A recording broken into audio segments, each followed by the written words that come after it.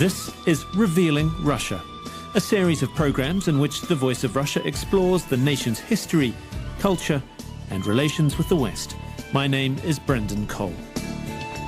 Our guest and guide in these travels is the longtime student of Russia, the historian Orlando Figes. This series was inspired by his seminal history of Russian culture, the book Natasha's Dance. Yes, Russia is a sphinx, exulting, grieving, and sweating blood.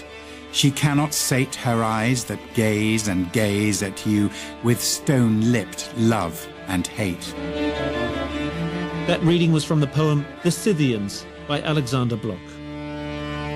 Before the creation of St. Petersburg, what was Russia at that point and who were the Russians?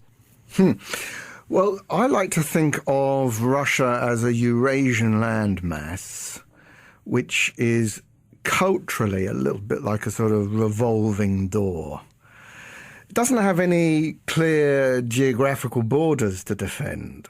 It's a vast territory, and it's open. So, from the Mongols and before, it's been invaded, it's been crossed by all sorts of cultural influences. People have come into it as nomads and settled as farmers and become aristocrats in their time, some of them. So it's a very rich and mixed culture, but although the Russian state has always sort of sat on the Eurasian landmass, well, since Ivan the Terrible, I suppose, it's always sort of really faced west, so it faces with its back to the east. In a sense, a sort of Eurasian kingdom or empire that faces west, which defines itself through Christianity and through its Europeanness. The lack of any kind of natural borders between this landmass, this flat landmass, do you think that had any impact on the Russian mentality, on who Russians were? Well, I think obviously it has a very clear impact on the nature of the state. And culturally, I think it delivers to the door of Russia's writers, artists, philosophers, musicians, this challenge to define Russia culturally. What is Russia? We can't define it geographically. We don't really want to define it politically because as members of the intelligentsia, we don't identify with Tsarism that strongly. Certainly not after the Decembrist disappointment of 1825. So let's define it in terms of language and culture. That is the great task of Russia's artists in the 19th century. So I would say that Russian culture has a very specific nature in Russia, not just to speak for the people politically and morally, which it has always done, but also to define Russia, the Russians, and Russianness. And that really was its remit, I think, in the 19th century, particularly after the emancipation of the serfs in 1861, when suddenly Russia's writers were confronted with the task of finding out who their fellow countrymen really were and writing and painting and composing music in a way that reflected their national character and that might in turn influence them.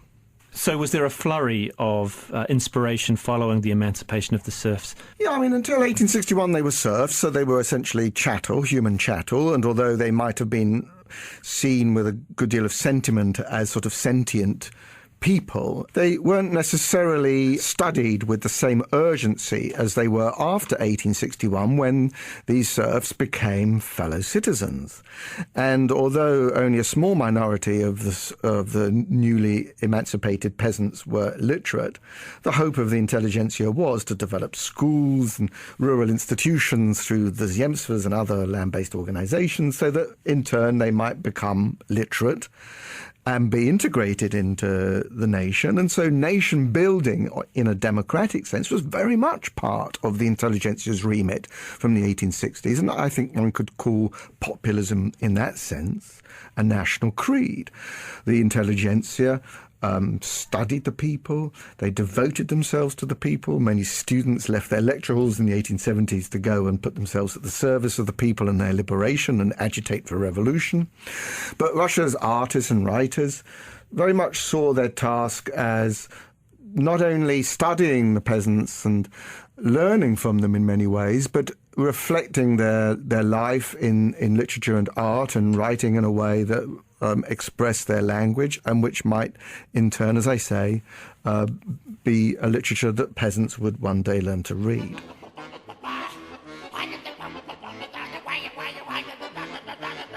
During the summer and winter months, there were hours and days when these people appeared to live worse than cattle, and life with them was really terrible.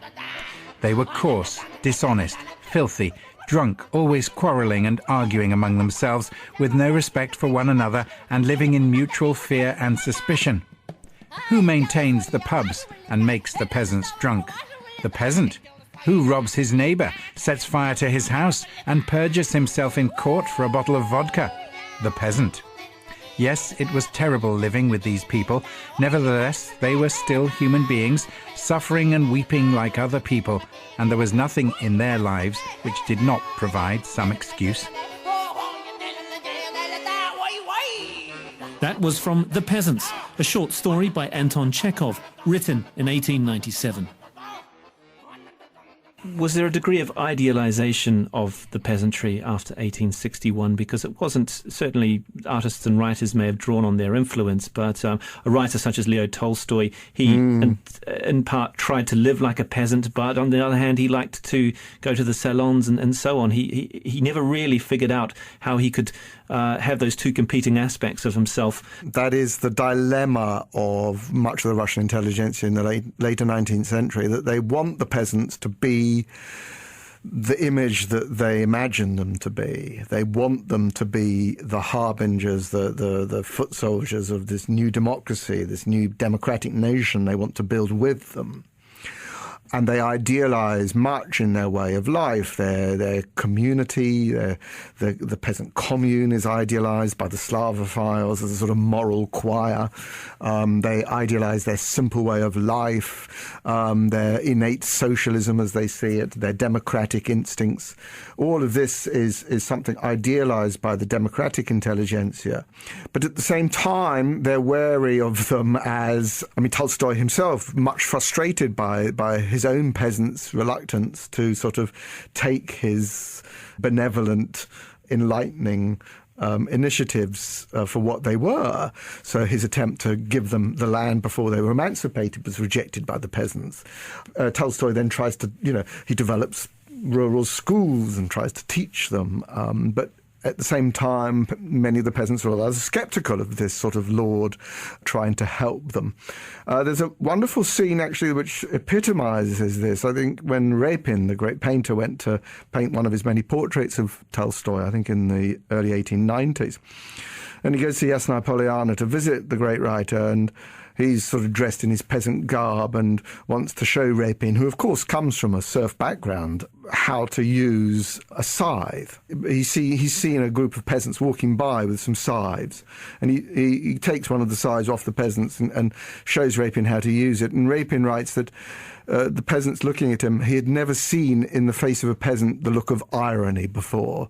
You can imagine these sort of peasants looking rather sceptically at this aristocrat trying to be like them, trying to liberate them. They had their own way of life, which was, I think, beyond the comprehension of this populist intelligentsia, and which would come back to sting them in the revolution. So there was an aspirational aspect among the intelligentsia to get close to the peasantry, but this wasn't reciprocal at all. Well, there were moments when the peasant and the artist come together. One thinks of places like Abramts of, the world of art movement, where at a time in the 1890s and 1900s, peasant crafts were dying out because of the development of manufacturing and the extension of the railway. Artists were trying to save peasant crafts and learn from them in a sort of Russian arts and crafts movement. But that's probably, in the imperial period, before 1917, the only time, really, when artist and peasant rub shoulder together comfortably. I think otherwise, yes, the rule was much more that the intelligentsia, until I would say about the 1890s, idealized the peasant and thought they were the secret to a new way of life. But at the same time, the peasant probably, if truth be told, despised the intelligentsia and were rather doubtful about the charity they were offered by them. and doubtful about Slavophilism. Well, Slavophilism is of course, an earlier phenomenon, really dating from the 1830s and 40s, but feeds into many of these attitudes, particularly in writers like Dostoevsky, although he probably wouldn't have called himself a Slavophile, who nevertheless, yes, shared many of those attitudes that if Russia was to be distinct from the West in its religion, in its way of life, in its ideas, and in its development, if it was to retain its spiritual superiority over the West, which the Slavophiles believed it had, it would have to base itself on peasant culture. Now that is an intellectual construct, as they say. It's a sort of nationalism that we can define as Slavophilism. I suppose it has common ground with elements of orthodoxy in the 19th century, but the rediscovery of orthodoxy and monasticism and mysticism in Russia is something distinct, differentiating Russia from Western Christian practice.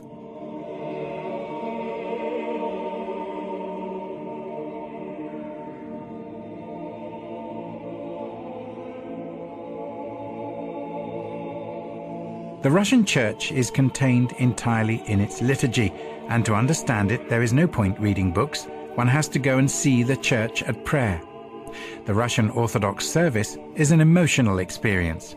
The entire spirit of the Russian people and much of their best art and music has been poured into the church, and at times of national crisis, under the Mongols or the communists, they've always turned to it for support and hope.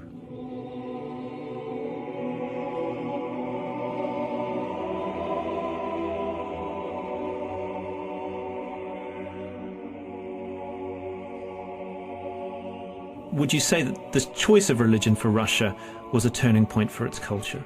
Yeah, I think probably it was, in the sense that if we think back to the 18th century, the world of the nobility from which the Russian intelligentsia was to be born, many Russian noblemen, they might go to the Orthodox Church, take part in the liturgy at certain ceremonial moments, but many converted actually to Protestantism, Lutheranism in particular, around the time of Alexander I, and probably would have seen at that time orthodoxy as the peasant religion. It's the religion of their serfs, which they might patronize. But certainly in the 19th century, and of course as a very much central part of this Slavophilism, the re-embracing of orthodoxy by the Russian intelligentsia was a very marked development. So Tolstoy and Dostoevsky both embrace the monastic tradition of, Optina Pustin, for example,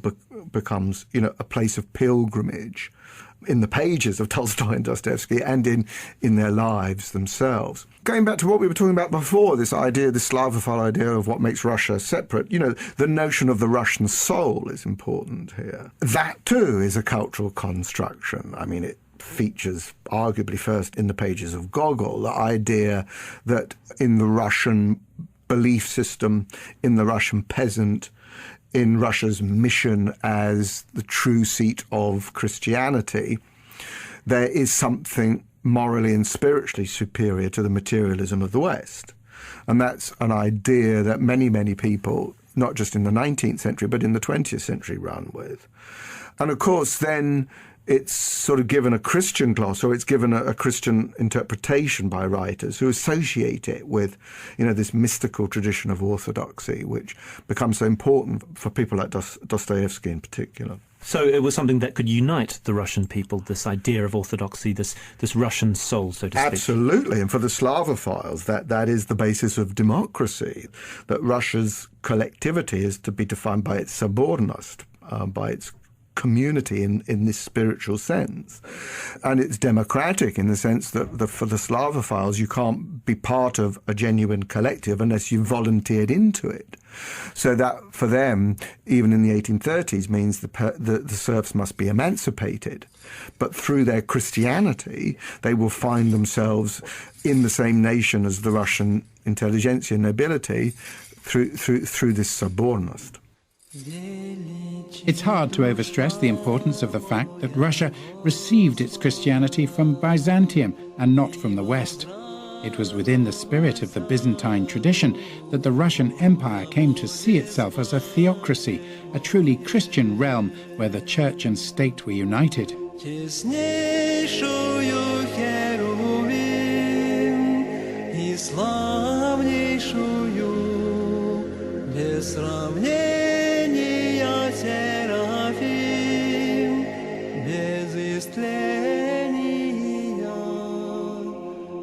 This idea of Sobornost and Russian Orthodoxy, it sounds remote from a Western idea. I suppose it is. The real distinction between Sobornost and a Western Christian theology, and I suppose in some ways a Western Christian liturgy, is that in the Christian tradition, I suppose the idea of conscience is an individual thing. It's your relationship with God. The whole experience of the Russian church, and certainly I think the ideology of the church is much more collective. And so the peasant community is defined by its relationship with its own church in a way that perhaps, could one say that of English, even medieval communities? I'm not sure. Maybe one could, but I don't think by the 19th century one could anymore. Certainly in the Protestant tradition, and arguably much of the Catholic tradition, a conscience, the practice of religion is something which has been individualized. Could you take from that collectivized notion is more of an Asian influence, is more of an Asian way of thinking? Oh, I'm not sure about that. I think certainly in that attempt by Russia's intellectuals to define what was specific about the Russians and set them apart from the Europeans, we do find towards the end of the 19th century this Eurasian idea. I mean, obviously Eurasianism as a movement is a post-1917 phenomenon of the emigration, but we see some of its antecedents in the 1890s and 1900s when ethnographers, folklorists, people are beginning to venture out into the Eurasian steppe. People like Kandinsky are studying, the far north and the Urals and the Komi region, looking for, the roots of that culture. And the Turanian movement comes from this, leading to people like Stravinsky, I suppose, in The Rite of Spring, expressing this idea that what actually is the root of Russian culture is Eurasian, that the Russians have come, to some extent at least, from the Eurasian steppe. They are the children of the Mongols. And I think that development is not just the consequence of deeper and deeper ethnographic study. It's something that is also developing in the 1890s and 1900s. I think as the Russian intelligentsia in its Europeanness begins to see the otherness of the peasant, not necessarily idealizing the peasant anymore, but seeing the peasant as coming from Asia and having within it the roots of something more uncontrollable, something pagan, something wilder than they had thought. They are already feeling the tremors of revolution. So, I mean, Andrei Bieli in his novel 1905, has the Asiatic horseman as a sort of motif. And this is something which preoccupies the Russian intelligentsia, so that whereas in the 1860s and 1870s they're trying to discover where does Russia come from, and they're looking at the folk and the Russian folk, by the 1890s and 1900s they're saying, where does Russia come from, who are these Russians? And they're beginning to think maybe they are to some extent Asiatic, and that to their European Petrine civilization is a threat. With the emancipation of the serfs, the rest of society was forced to recognize the peasant as a fellow citizen. Suddenly, the old, accursed questions about Russia's destiny became bound up with the peasant's true identity. Was he good or bad? Could he be civilized? What could he do for Russia? And where did he come from?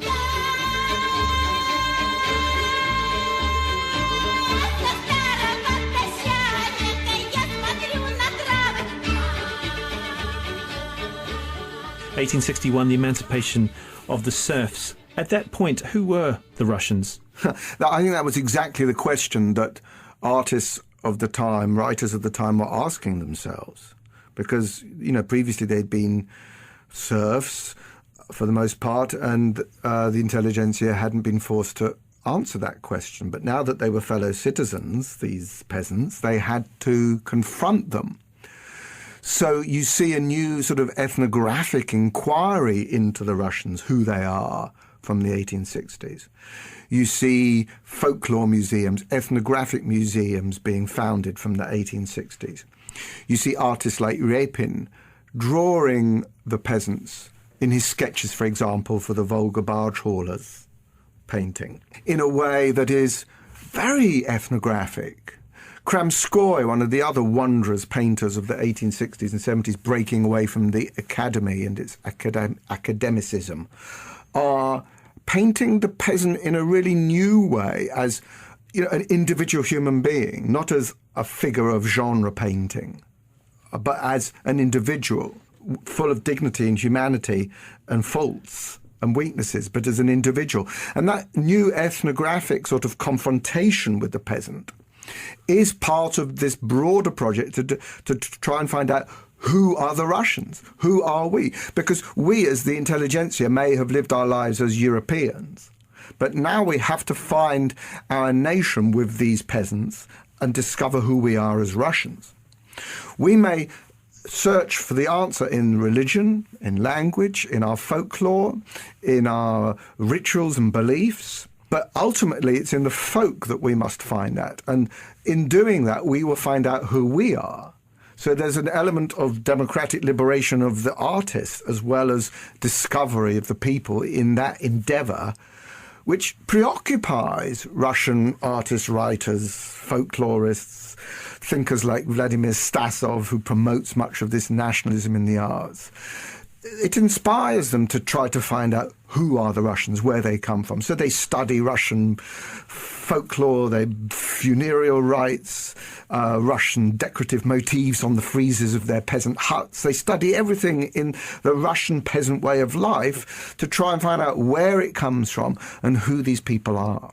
So they were inspired to find out. Do you think people like Stasov and Repin were successful in finding out who Russians really were? They started out to a certain extent with their own idealized version of who the Russians were. They wanted them to be some sort of socialist of their own socialist ideals, whose socialism was, they thought, expressed in the communitarianism of the peasant commune, in this egalitarian system of redistributing land.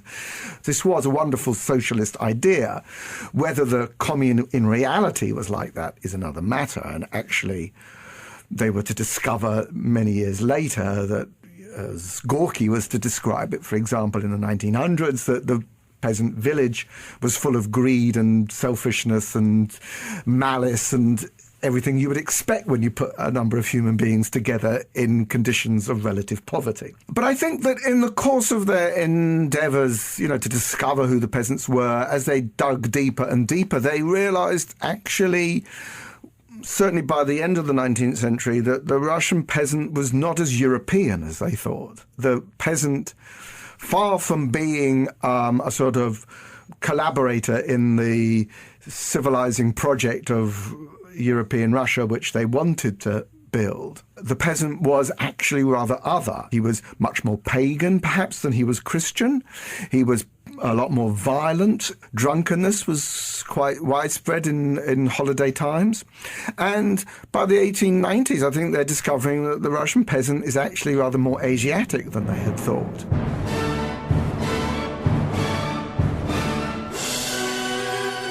The shamanistic beliefs of the Eurasian tribes held an exotic fascination for the Russian public at this time, when the culture of the West was widely seen as spiritually dead, and intellectuals were looking towards the East for spiritual renewal. But this sudden interest in Eurasia was also at the heart of an urgent new debate about the roots of Russian folk culture. So this is more residual from the influence of Asia from the Mongol hordes, perhaps, and this was borne out in some of the superstitions that you refer to in your book, which actually perhaps have Mongol origins. Yeah, people like Stasov and ethnographers that followed in his wake, and artists like Röhrig, for example, or Kandinsky, who starts off as a sort of anthropologist, as Kandinsky, are studying the Eurasian people as Eurasians. At the turn of the century, ethnographers are beginning to think, actually, the urodovy, the holy fool, which we think of as the sort of archetypical Russian institution, actually is something that has come from Asia. It has a lot in common with the Asiatic shaman. This is an idea that became commonplace around the turn of the century. That quest for what constitutes a Russian and what is Russia that artists were seeking in the 1860s after the emancipation of the serfs, how had that changed by 1914? I don't think the idea had changed. I think the elements of populism that we've discussed were still there, and I think the elements of Eurasianism, which were developing at this time, were still developing. I think perhaps there was a change in the peasant themselves. I mean, we've been talking about how did the intelligentsia think of the peasant in terms of his Russianness. One might ask, well, how did the peasant think of himself in terms of his Russianness? I think probably because of all this nation building, because of the growth of literacy, rural schools, national institutions, there was the beginning of an identity among the people of themselves as Russian. I don't think it was particularly well developed. I think that was something that probably really developed in the Soviet period more than it did in the imperial period. There was an Englishman who travelled through Russia circa 1914 and said, if you went into a Russian village and asked the villagers who they were, they would say, well, we come from here and we're Orthodox. They may say we speak Russian, but they wouldn't necessarily define themselves as Russian. So this sense of being part of a nation state, which clearly depends upon a public culture, national institutions, the spread of communication, national identity and solidarity with people from other parts of the country, it comes largely through the army. It comes largely from peasants from one village joining the army, fighting a foreign enemy. So to a certain extent, there wasn't this sense of national identity, but I think that certainly by 1914 it was beginning to come into being. And the Russian Revolution would have needed that sense of solidarity, though, wouldn't it? It was, and I think the Russian Revolution was in many ways precisely about that nation building. Because of Russia's landmass and its huge size, it took a totalitarian state in many ways to build that nation through mass communications and mass literacy and mass political participation. But was it a revolution for the peasants? That's a question we can debate at length. It was based on a peasant revolution. I would argue that it was a revolution that ended up betraying the peasants and ended up being indeed an anti-peasant revolution. That was the second in a series of programs revealing Russia, exploring the history, culture and relationship with the West with the historian Orlando Figes. I'm Brendan Cole, and this program has come to you from the Voice of Russia.